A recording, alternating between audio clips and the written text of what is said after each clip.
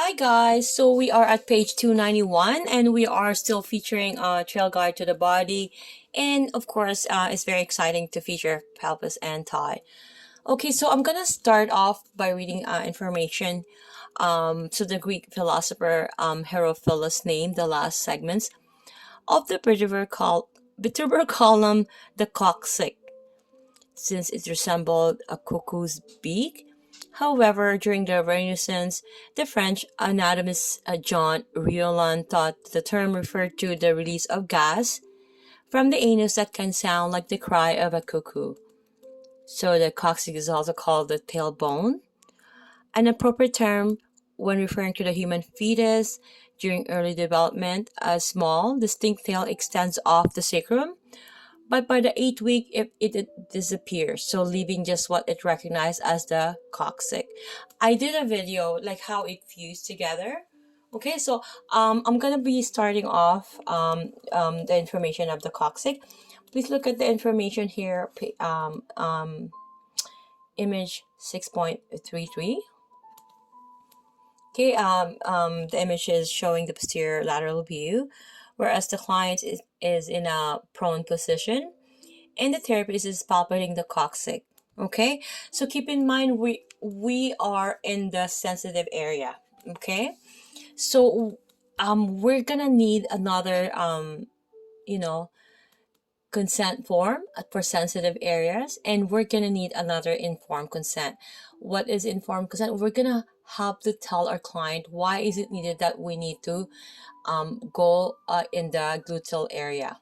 Okay, or in this instance we're gonna palpate the coccyx. Okay, because if it's if they're experiencing any pain, if they're in a rehab state, we're gonna have to access those. So we need to inform them, and we need to give them another form for sensitive area.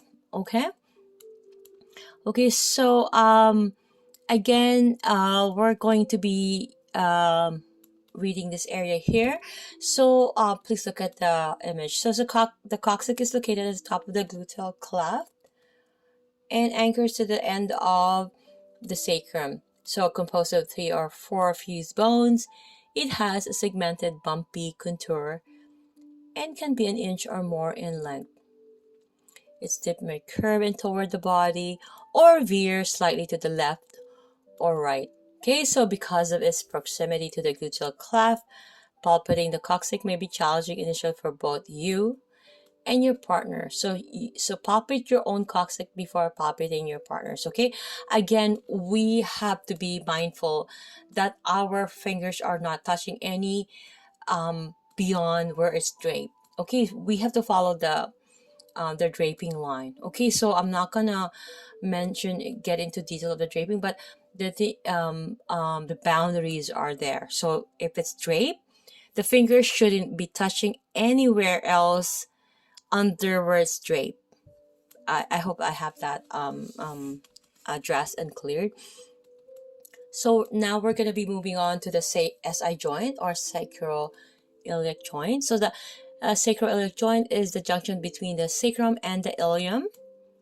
So it is located medial to the PSIS and is deep to the thoracolumbar aponeurosis. Okay, so again, please watch my other video so this will make sense. Okay, so it is located medial to the PSIS and is deep to the I think I've said that again, and I'm going to say it continually. Aponeurosis and posterior sacroiliac ligaments. Okay, so the ilium overhangs the sacroiliac joint, leaving only the edge of the joint accessible. Okay, so having your partner in prone, if you can see the image 6.34, partner in being in prone and medially rotating the hip. Okay, so we're going to locate the PSIS, right? As you can see that the therapist is trying to locate the PSIS, we're going to move slightly inferior and medial to locate the SI joint. We're going to create a small widening at the joint by keeping one hand. We have this bigger image here, okay? With one hand upon it while the other hand flexes the knee to 90 degrees. Okay, so then passively rotate the hip medially, feeling for a small opening at the joint space. Also try to lateral rotate the hip. Okay, so we're gonna ask these questions, right, to confirm. Keep in mind, our goal is to not harm our client. As a therapist and as a writer, or as educator, or in anybody who is in the field of medical, we need to make sure that we're not harming them. So you can ask your question, are you in the proper landmarking? Are you just medial and distal to the PSIS? Can you sculpt out the edge of the ilium as it overlaps the sacrum? Okay, these questions has to be asked and confirmed. I'm gonna see you guys on page 292.